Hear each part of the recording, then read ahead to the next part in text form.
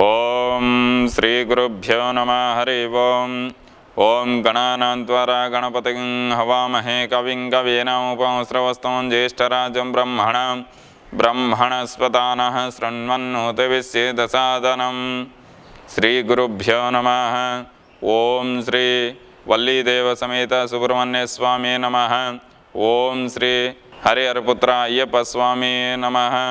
రాఖీ పండుగ గురించి ఈరోజు మనం మాట్లాడుకోబోతున్నాం. ఈరోజు ఆదివారం చతుర్దశి రాత్రి 2:35 వెళ్ళిపోతుంది. ఏ సమయంలో రాఖీ మన ఆడపడుచులు అక్క చెల్లెళ్ళు అన్నదమ్ములకి కట్టవచ్చునో ఆ శుభ సమయం ఇప్పుడు మీకు తెలియజేస్తాము. రేపు సోమవారం వేకుజామున 5 గంటల నుంచి ఉదయం 7:30 వరకు బాగున్నది రాఖీ కట్టుకోవడానికి. తర్వాత సోమవారం ఉదయం 9 గంటల నుండి 10:30 వరకు బాగున్నది. తర్వాత సాయంత్రం కట్టుకునే వాళ్ళు ఉంటారు.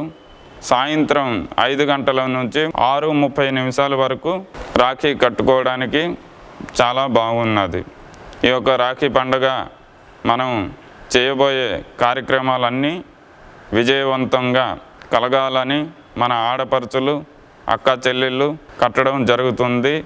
సనాతన ధర్మం నుండి ఆనవతిగా వచ్చినటువంటి ఈ రాఖీ పండుగని ఎంతో అద్భుతంగా మన ఇళ్ళల్లో జరుపుకోవాలి.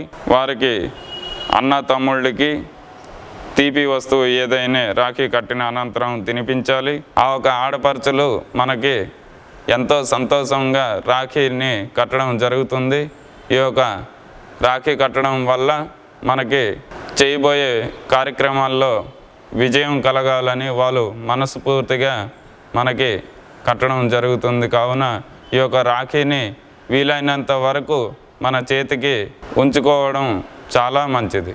లోకా సమస్త సుఖినో భవంతు, సర్వే జనో సుఖినో భవంతు, సమస్త మంగళాని భవంతు. ఓం తత్సత్. హరి ఓం తత్సత్.